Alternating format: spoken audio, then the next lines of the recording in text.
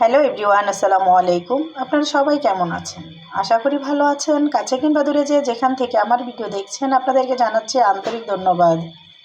আমি ফিরে এসেছি আপনাদের মাঝে আরও একটি রেসিপি নিয়ে। আজকে রান্না করব টমেটো দিয়ে ছোটো বেলে মাছের চচ্চড়ি। তো কড়াইতে তেল বসিয়ে দিয়েছি, তেলটা গরম হয়ে গিয়েছে। এখন দিয়ে দেবো পেঁয়াজ কুচি। অনেকটা পরিমাণে পেঁয়াজ দিয়েছি, পেঁয়াজটা ভেজে নেব। পেঁয়াজ ভাজা হয়ে গিয়েছে, দিয়ে দিব টমেটো।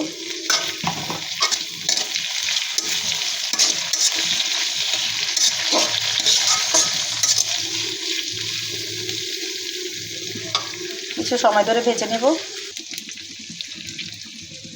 এখন দিয়ে দিব হলুদ, মরিচ, লবণ, ধনিয়ার গুঁড়ো।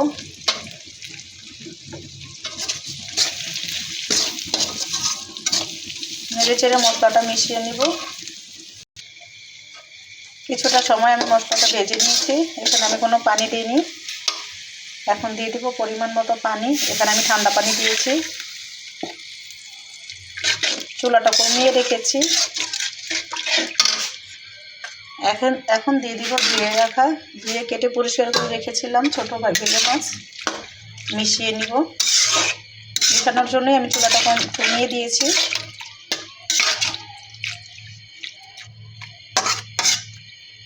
খুব ভালো করে মিশিয়ে নিয়েছি। এখন ঢেকে দিব। অনেকটাই হয়ে গিয়েছে। এখন দিয়ে দিব কাঁচামরিচ ফালি।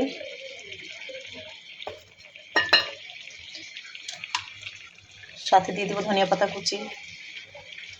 আসলে আমি সাধারণ মানুষ, আমি সবসময় সাধারণভাবে রান্না করি। মাশাআল্লাহ, এতে খুবই মজাদার হয়, সবাই খুবই প্রশংসা করে। তো যারা খেয়েছেন তো খেয়েছেন, যারা এখন এভাবে খাননি একবার ট্রাই করে দেখতে পারেন।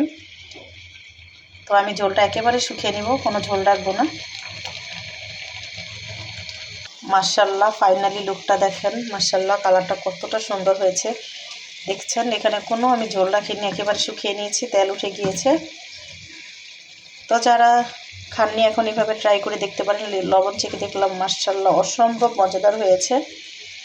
ভুল হলে ক্ষমার দৃষ্টিতে দেখবেন। আজকে এই পর্যন্ত। আল্লাহ হাফেজ। আবার দেখা হবে আপনাদের সাথে।